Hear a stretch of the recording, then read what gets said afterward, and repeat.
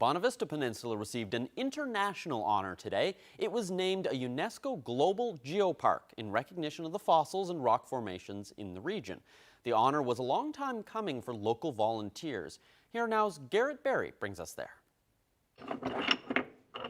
A whole new state of mind. I tell people this wasn't just a harbor that started in 1916. This was a harbor that was over 560 million years old. A recognition more than a decade in the making for history half a billion years old. It's definitely surreal, and all of us are quite proud of the achievement we've been able to get. Welcome to Canada's new Global Geopark. And this is what all of this fuss is about. This is why scientists from around the world have fallen in love with the Bonavista Peninsula. This is an Ediacaran fossil more than 560 million years old. It tells an important chapter in the story of life. This is the transitional period in Earth history when animals first appear. So the rocks of the Bonavista Peninsula are world famous for their Ediacaran fossils, which show some of the oldest evidence of large multicellular complex organisms, and some of my colleagues now say that some of those are indeed animals. Like the Hoodia quadriformis, found just a few kilometers from here, one of the earliest examples of animals with muscle. You can see the muscle fibers into the fossil. Before that, they were single cell. UNESCO calls it a great record of a dramatic transition in Earth history. But it's not just ancient animals. There's many different types of root cellars. Here in Elliston, you'll see the hillside root cellar most of all, and you'll see the front is built out of rock. It's flagstone. It's also how geology impacts our lives today. They are built on a foundation of geology. The puffin colony is there. That island is there because of geomorphological processes, coastal processes that have made that isolated and a perfect site for the puffins to nest. Now more work begins to build up infrastructure and get ready for visitors. So we've been told by evaluators and through the process that once you get UNESCO designation, expect that you'll be inundated with visitors.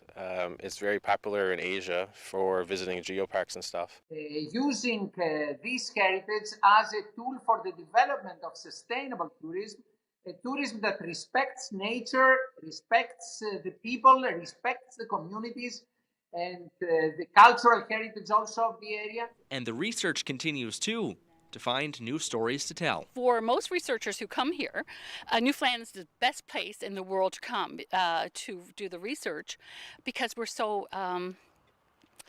easy and accessible to the fossils. It doesn't look like much. Garrett, CBC News, Port Union. The Discovery Geopark was one of 16 to get UNESCO honors today. There are now more than 150 around the world. The program is popular in Asia and Europe, but pretty new to North America. To find out more, our Garrett spoke with Jack Matthews at Oxford University, who helped develop the Discovery Geopark across the finish line. So a UNESCO Global Geopark, if you become one, you become part of a club which hopefully that club is going to increase in size and is now around 160.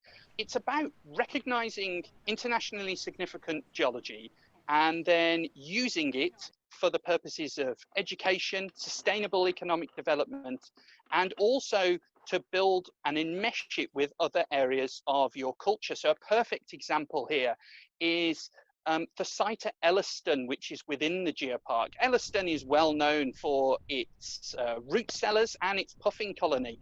The root cellars are there. There's a story there about poor soils, which is why only the root vegetables could be grown and they had to be stored. And so local stone was used to create the root cellars. So it's not just about talking about geology and the pure geological sciences. It's about using that to underpin other areas of your culture and tourist industry. What do you think it will mean for the local residents of the Bonavista Peninsula to get this designation? The Bonavista Peninsula is now part of that global club and it will get noticed.